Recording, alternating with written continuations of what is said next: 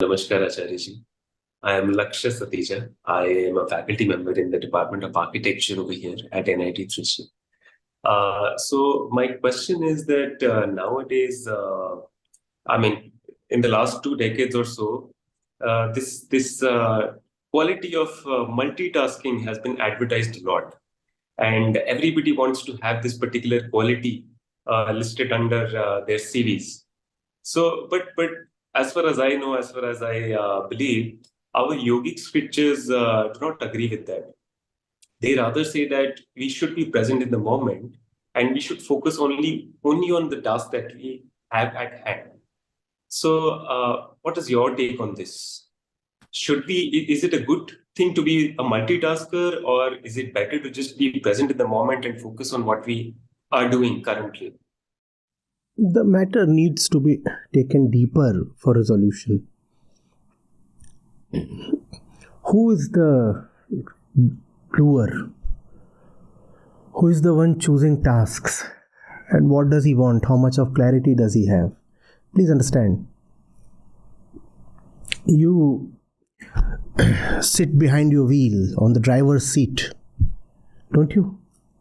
And you are multitasking all the time. You're looking at the road, you're looking at the speedometer, and if it's a manual thing, then you are doing the gears. There are 3 pedals your feet must work on.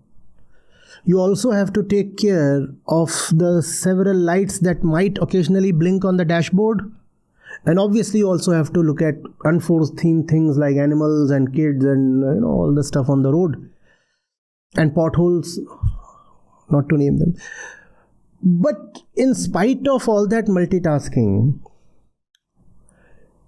you are not multi-destined. Please understand.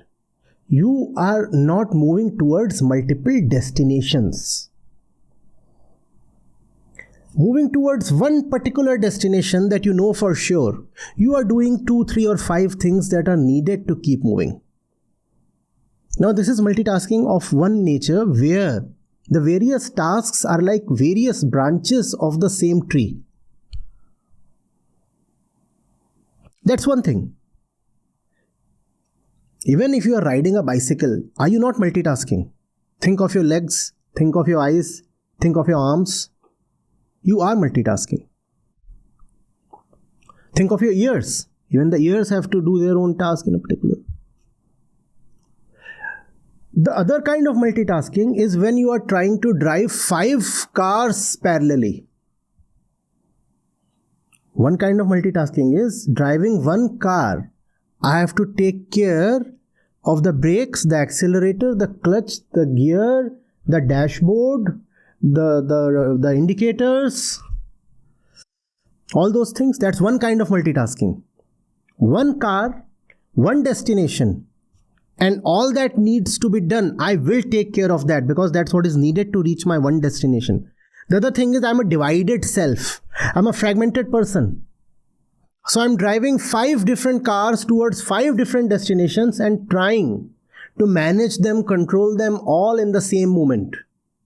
No, this is nonsense. And most of what is happening is this kind of nonsense. Because we do not know ourselves, because the problem is with self-knowledge. Therefore, we drive 5 cars at a time. I repeat, please understand the difference. Driving one car, and you would have seen the cockpit of a plane. Seen the enormous number of controls there are? Or even a high-end vehicle, a 4-wheeler. The number of controls just keeps multiplying as the vehicle keeps rising in sophistication. And an attentive driver is taking care of all the things that there are. Or a pilot. It's taking care of all those things. That's one thing. But mostly because we do not know who we are, and therefore what we must do. In our insecurity, in our blindness, We keep on trying this as well as that. And now that kind of multitasking does not help.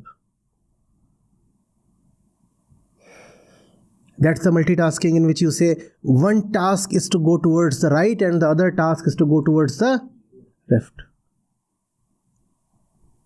All that you in this way drive is a wedge within your own existence.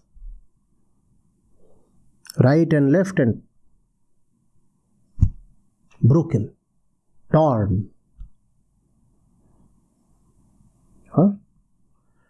I'm multitasking because I'm trying to please my boss and wife at the same time. That's multitasking. You cannot. Go to the roots.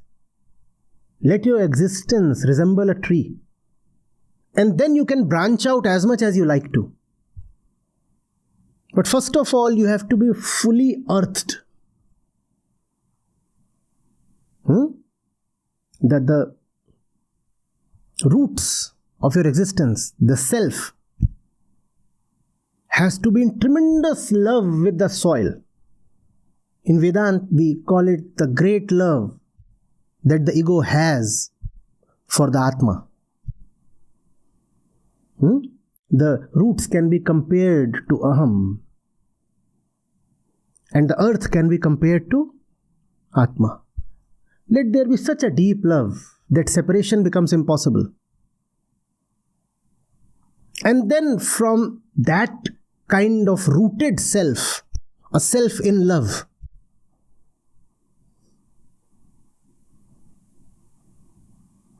there arises a powerful, unshakable trunk, and then it prolifically branches out. Now that branching out might be a kind of multitasking, which is okay. So myself, I'm multitasking all the time. That's fine.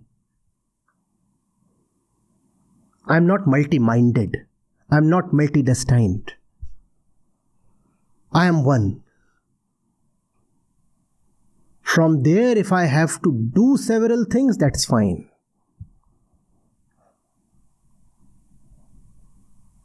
That's like a dance then. All the things in one particular integrated harmony. Think of a dancer. Think of the various steps she takes. The hands are moving, even the eyes are moving in a particularly graceful way. Even the hair, they are moving, and that's adding something to the dance. The clothes, the feet, the entire body. But all that comes together without division as one holistic beauty. So look at your own various movements. Is there a core to them? Is there a root to them? Is there a centrality to them? Or are they like this, and this, with no connection between this and this? When a dancer is dancing, the way her arms move and the way her legs move, they are in tandem. They are in unison. They are two aspects of the one central thing. But look at most multitaskers. Look at how they move in that part of their self and in this part of their self. And you will find nothing that unites. There is no relationship. This way they say is their professional life, the boss. This way they say is their personal life, the wife, the mother, the kids, and all the rest of it. And there is just no unity. There is nothing that connects, harmonizes.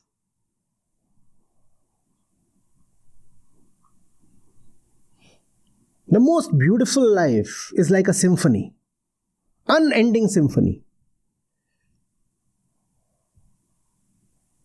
You must listen to symphonies. The way they rise and fall, the way the whole experience changes and yet remains the same. And the beauty is that underlying unity. It does not last just for 5 minutes. We are not talking of some ordinary song. We are talking of symphonies. Things keep varying and yet they remain the same. Can your existence be like that? You're in the gym one moment. You're in the kitchen another moment. Can you still have a unity? Or in the gym you are trying to beat calories. And in the kitchen you are trying to eat calories. There is no harmony. No harmony.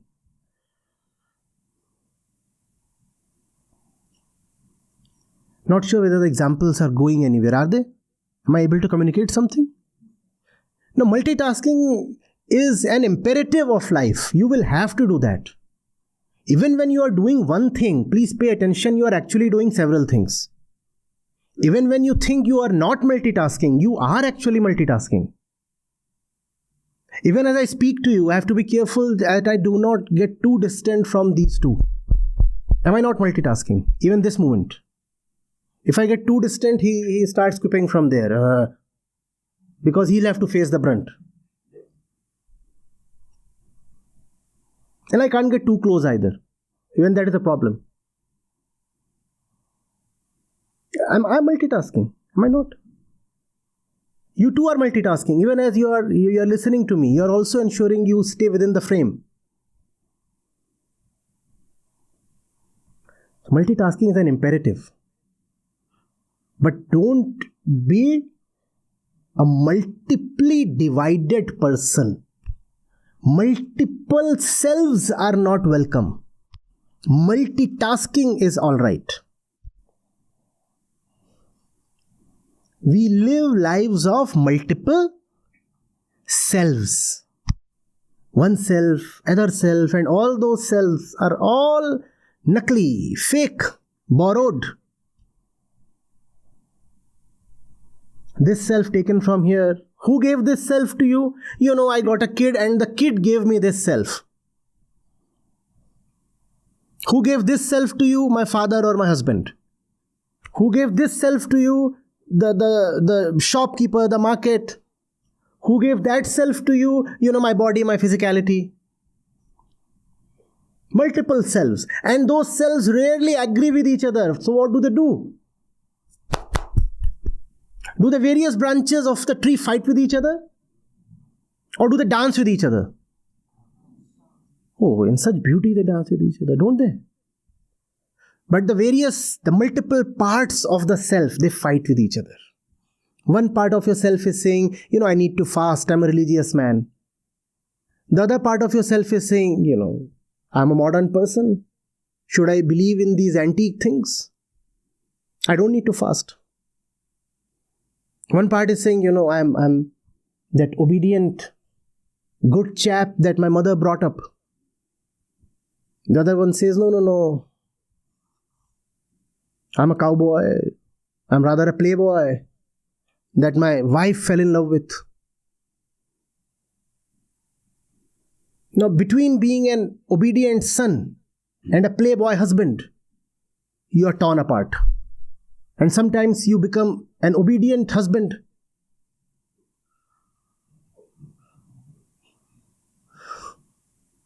I need not utter the other side.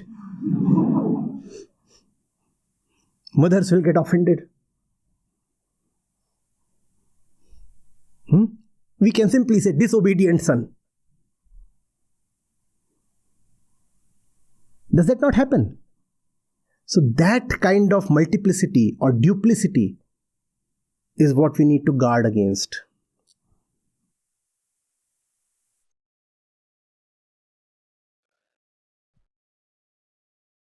In love, you have to do many things. You have to. But all those things are for the one thing called love.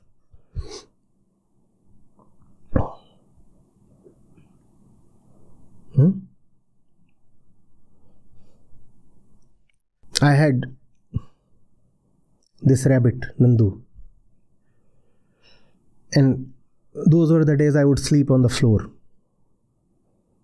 And when I would be sleeping on the floor, that was the only time she would get active. She was quite sick. So all the day, she would just sit in her corner, could not run around like the other rabbits. And many times it happened because I was anxious about her health, in fact, her very being. She would utter some little noise and I would wake up.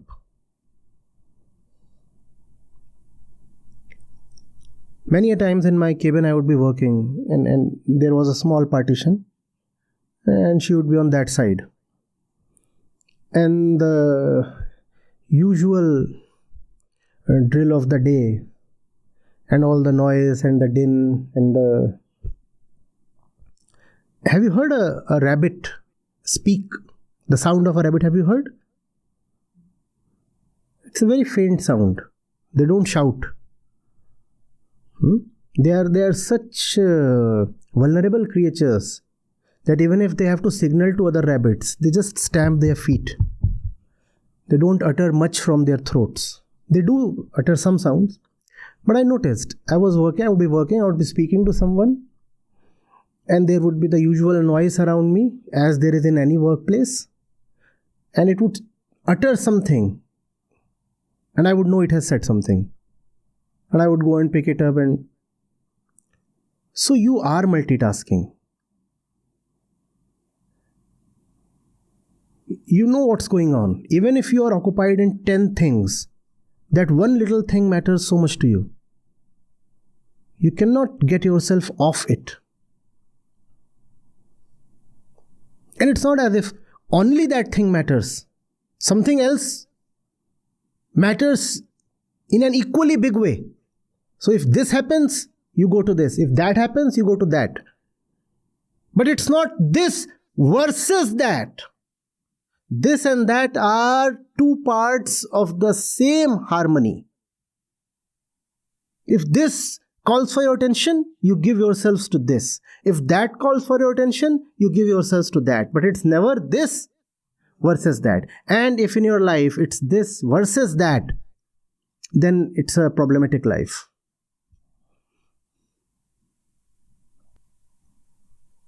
This versus that, this thing should not be there in life. One branch fighting against the other is quite inauspicious. The tree would die.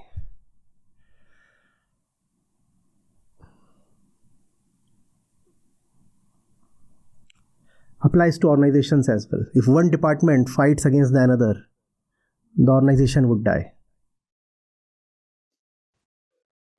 Thank you, Acharya ji. Thank you so much.